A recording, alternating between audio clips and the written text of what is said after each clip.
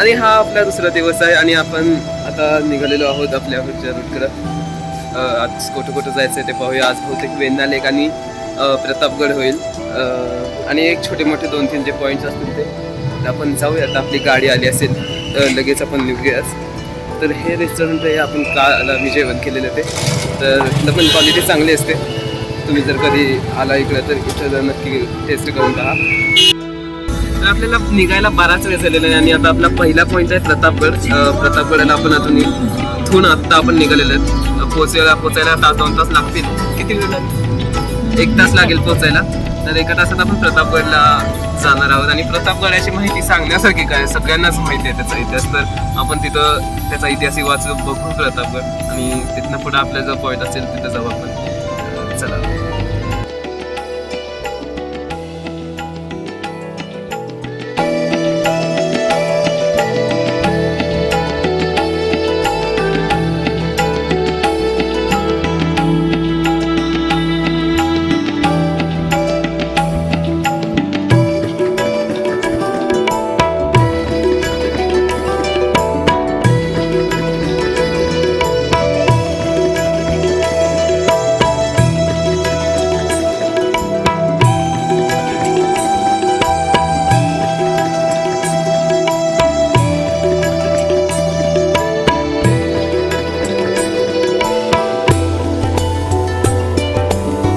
आणि ते पण त्यानंच खाल्लं. मूर्ख कुठला चलपट.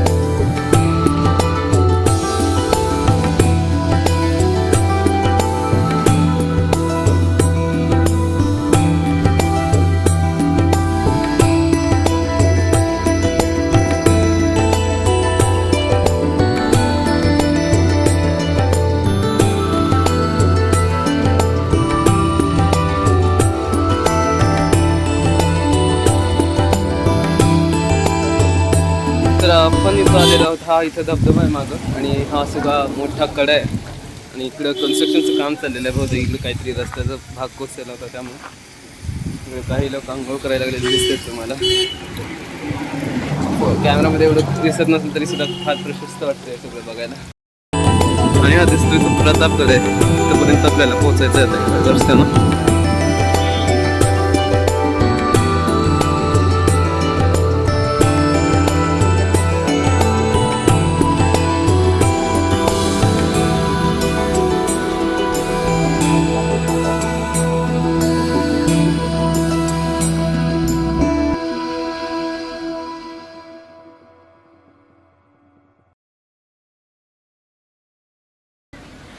तर आता मी प्रतापगडच्या 1-1.5 किलोमीटर खाली आहे आणि इथून ट्रॅफिक इतकं जास्त झालेलं आहे, त्यामुळं गाडी कुठली वर जाऊ शकत नाही. 2-2.5 तास झालं सगळं ट्रॅफिक इथं जाम झालेलं आहे. त्यामुळे मी म्हणलं की आपण चालत गेलेलंच बरं. 1-1.5 किलोमीटर काय जास्त नाही आहे.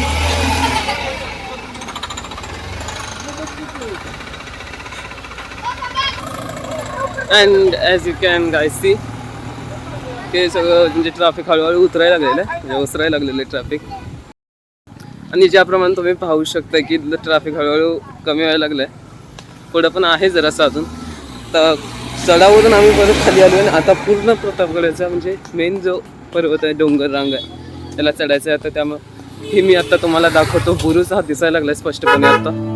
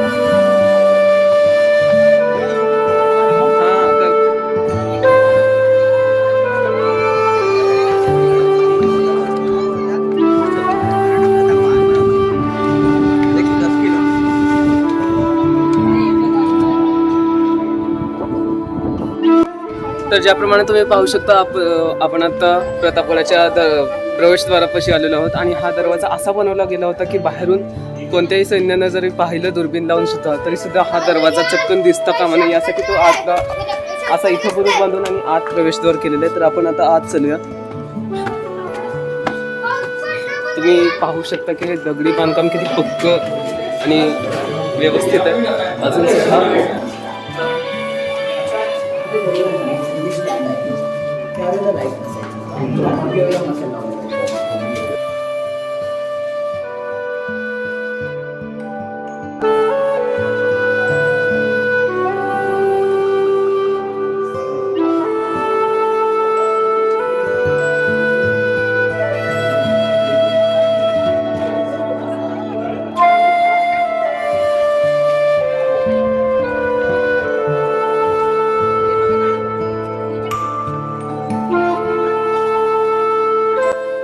तर बराच वेळ झाला मी थांबलो तर आई बाबा काय आले नाहीत लवकर त्यामुळे माझं मी आता पुढे जातो.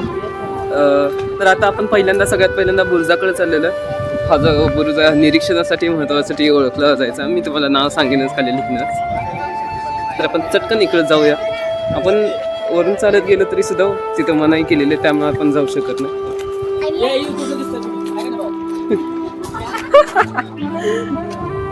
तर आपण चाललेलो आहे. रस्ता तसा निवडतच आहे बट आपण जाऊया आणि मी तुम्हाला लगेच पुढचा व्ह्यू सुद्धा दाखवतो.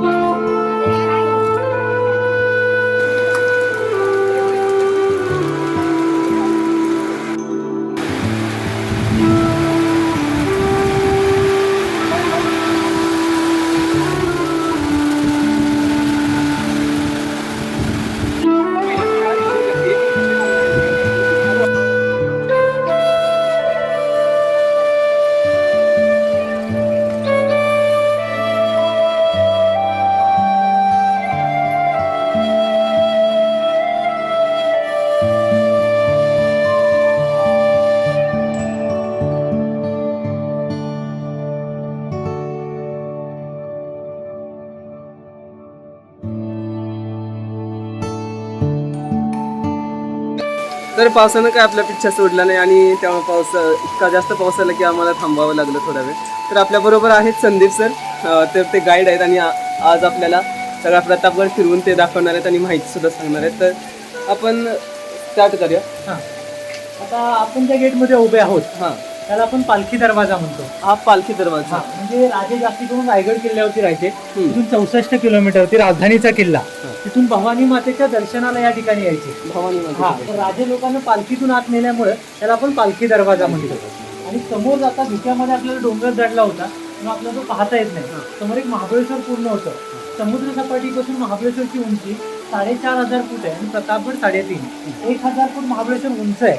आणि जे काही पॉइंट्स आहेत आर्थर सीट लॉर्डविक हे सर्व इंग्रजांनी वसवले. जुने इथे क्षेत्र महाबळेश्वर जिकडे शंकरांचं मंदिर आणि 5 नद्यांचं पंचगंगा.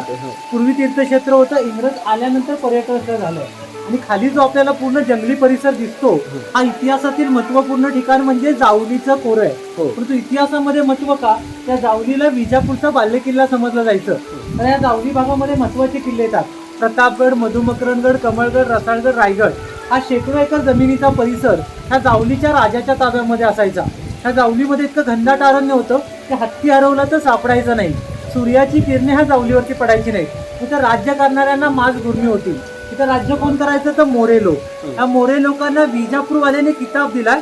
त्या किताबाचं नाव आहे चंदरराव. म्हणजे जावलीच्या प्रत्येक मोऱ्यांना चंदरराव मोरे म्हणतात. राजांनी ह्या मोऱ्यांना समजावलं आपण दोघे हिंदू आहोत, हिंदूंचं राज्य स्थापन करू. पण ह्या मोऱ्यांनी काही ऐकलं नाही. मग राजांनी प्रथम या जावलीवरती स्वारी केली. चंदरराव मोऱ्यांना पराभूत केलं. हा प्रदेश आपल्या ताब्यामध्ये घेतला. नंतर किल्ला बांधला.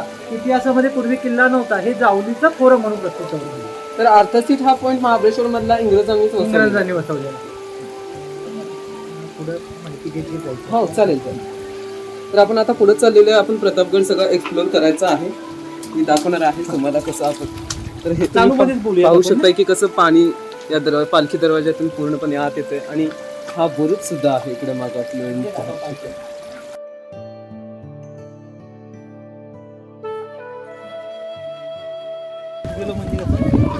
लोक पण येतील ना आपण. हो.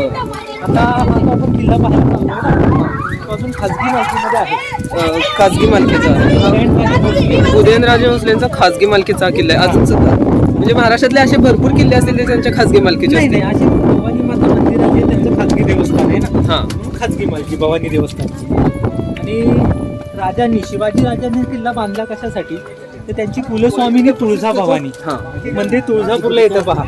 परंतु विजापूर म्हणजे कर्नाटक बॉर्डर, हा विजापूर ते तुळजापूर हा जो पूर्ण प्रदेश होता हा पूर्वी आदिलशाहीच्या ताब्यामध्ये असायचा. हा म्हणजे हे राजांचे शत्रू लोक. तर राजांना तुळजाभवानी मातेच्या दर्शनाला तुळजापूरला जाण्यासाठी त्रास व्हायचा. हा सततच्या लढाईचे मावळे मारले जायचे. आणि ह्या भवानी मातेने महाराजांच्या स्वप्नामध्ये येऊन सांगितलं, जावली प्रांतामध्ये एक ढोरप्या नावाचा डोंगर आहे. कोणता? ढोरप्या. ढोरप्या. त्या ठिकाणी तू माझी स्थापना कर. हा त्या ढोरप्याचा अर्थ काय पहा, गाई गुरु असतात ना, हो ती पूर्वी या डोंगरांवरती गवत खाण्यासाठी यायची. या गाया गुरांना मराठी रांगडी लोक ढोरं म्हणतात, हा बरोबर. म्हणून हा ढोरका नावाचा डोंगर. त्या डोंगरावरती शिवाजी महाराजांनी 1656 ला हा किल्ला बांधायला सुरुवात केली. 1656. हा, आणि 1658 ला किल्ला बांधून पूर्ण केला.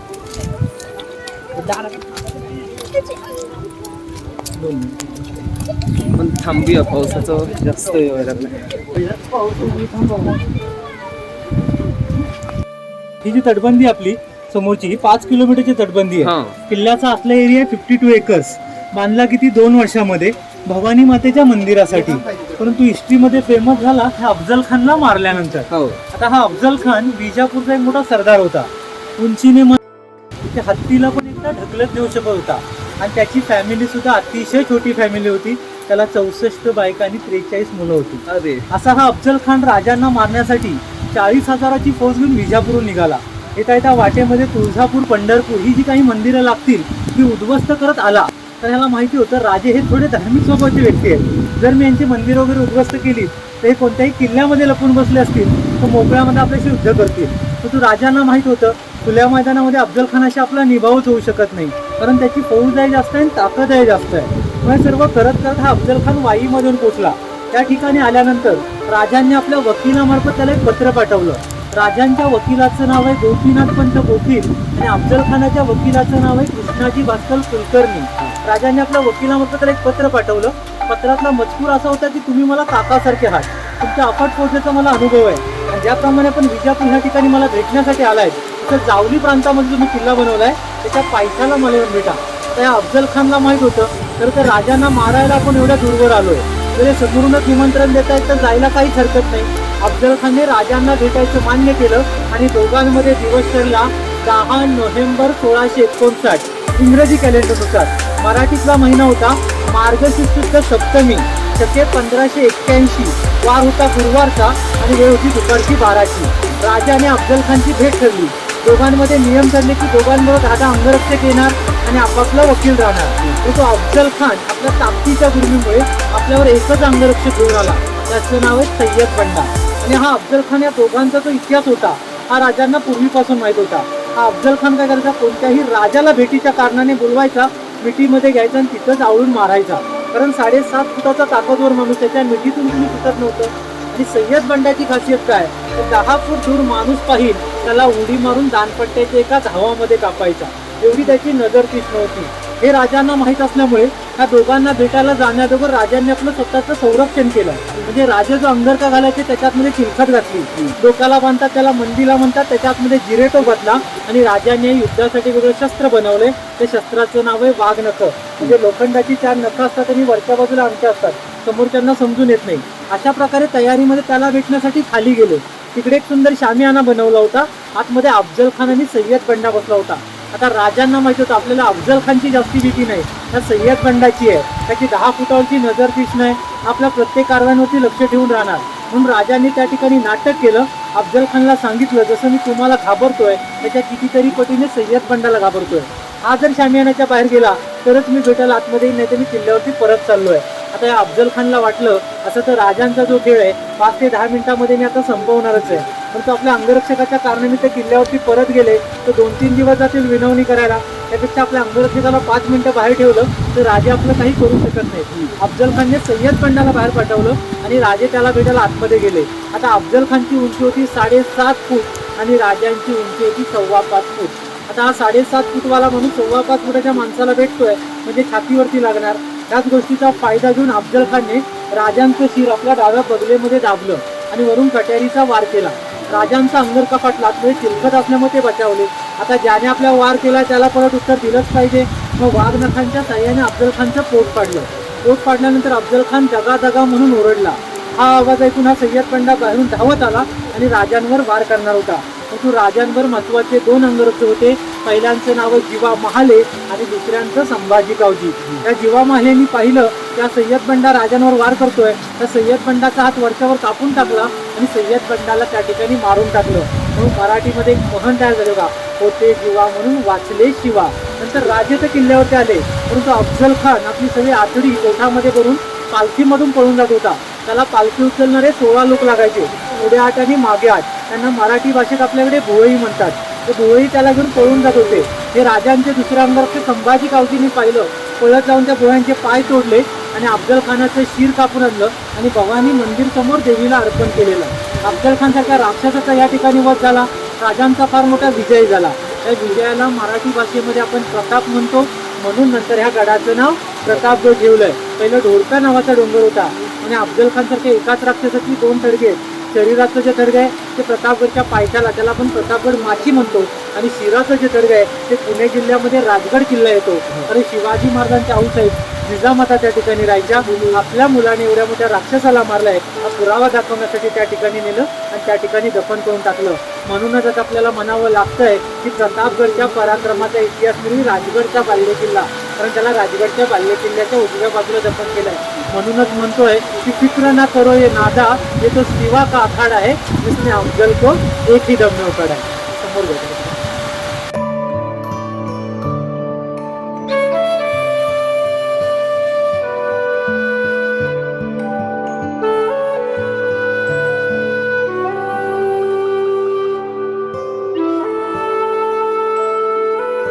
मग मंदिरात, भवानीच्या मंदिरात हे पावसामुळे पाण्याचं अतिशय जास्त पाणी साठलेलं आहे.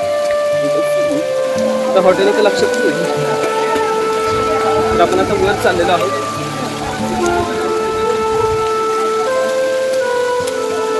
पावसाच्या पाण्यामुळे भरपूर सगळं हे झालेलं आहे.